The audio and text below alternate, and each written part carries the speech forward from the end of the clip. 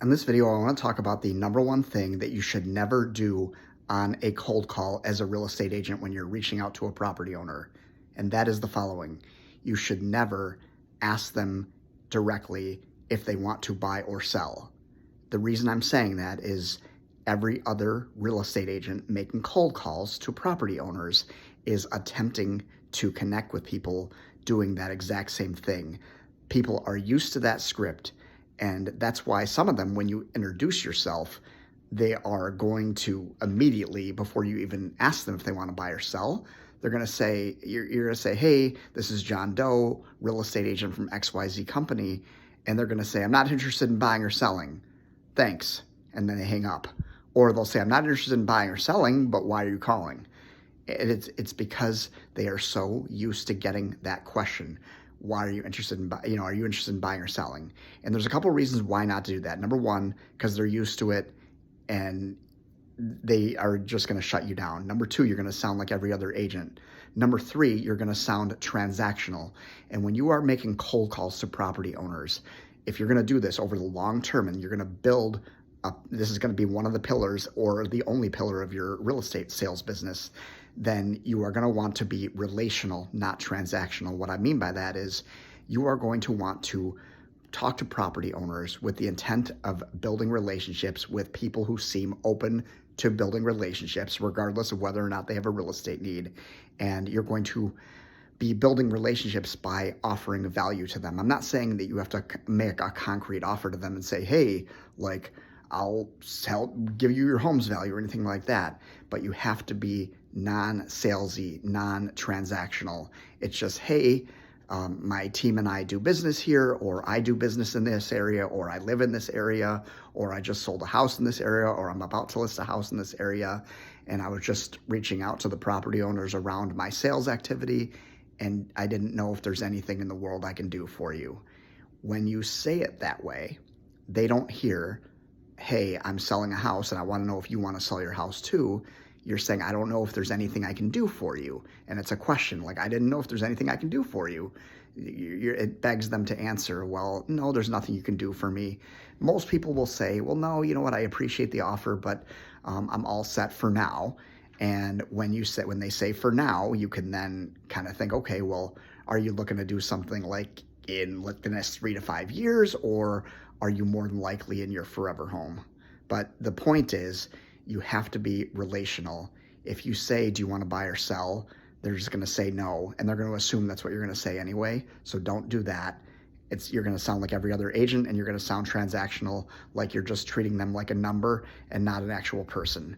You want to come across as somebody who actually cares.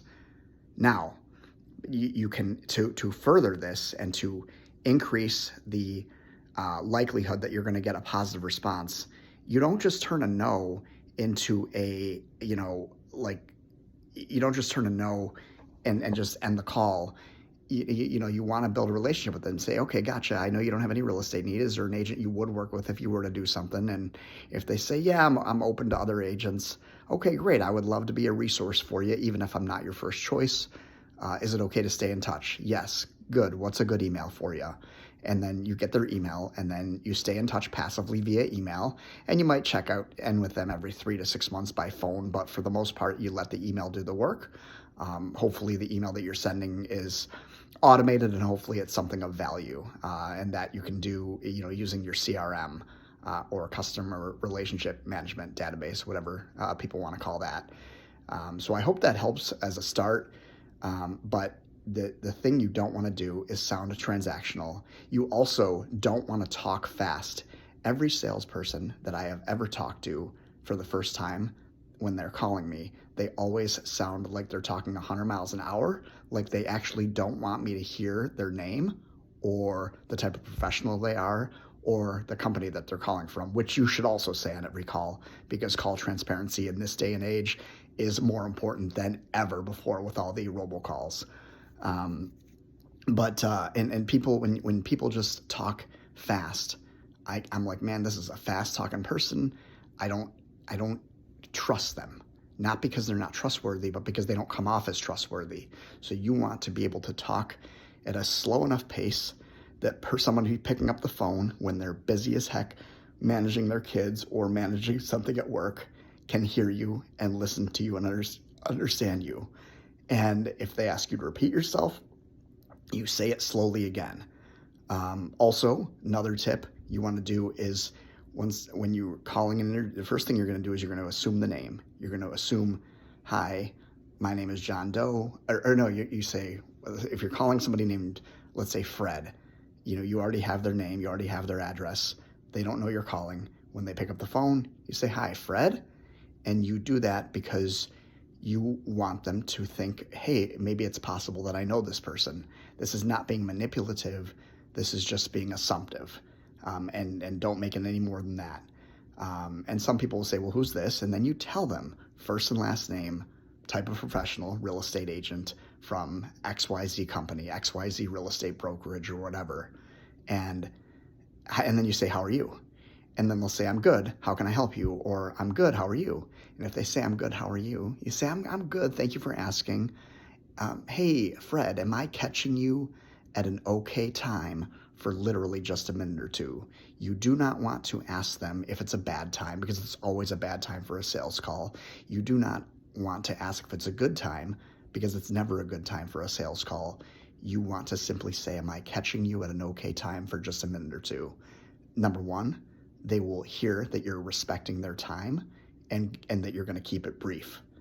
Also, when they say, okay, it's just a minute or two, this is unusual. Most salespeople want to talk my ear off. They think, oh man, maybe I do want to hear this. And they think, okay, I only have to listen for a minute or two. They'll usually say, yeah, I got a minute. And then you go ahead and pitch.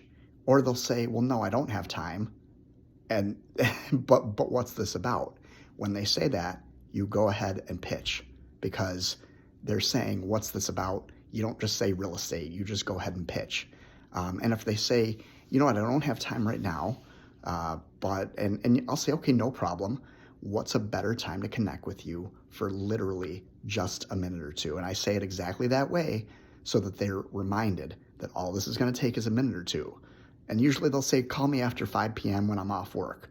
Or they'll sometimes say, call me after 5 p.m. when I'm off work. But real quick, can you tell me what this is regarding?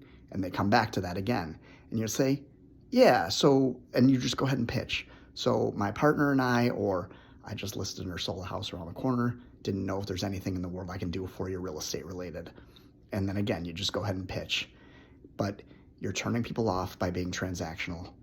Ask if there's anything you can help them with. And if they don't have real estate needs, try to be helpful in some other way. Let them know, hey, listen, even if you're not looking to make a move right now or ever, I live in your area or I work in your area, if you ever need somebody to rake your leaves or shovel your snow or whatever, or lift a heavy piece of furniture for you, give me a shout. I'm happy to be a resource, even if it doesn't involve you buying or selling property. And you have to mean that genuinely, and they will believe it if you are genuine about it and you're not just doing it for self-serving purposes, and you're not just thinking, oh my God, I'm going to do this for a transaction in the back of my mind. You do it because it's the right thing to do. I hope that helps. Like and follow for more, and subscribe.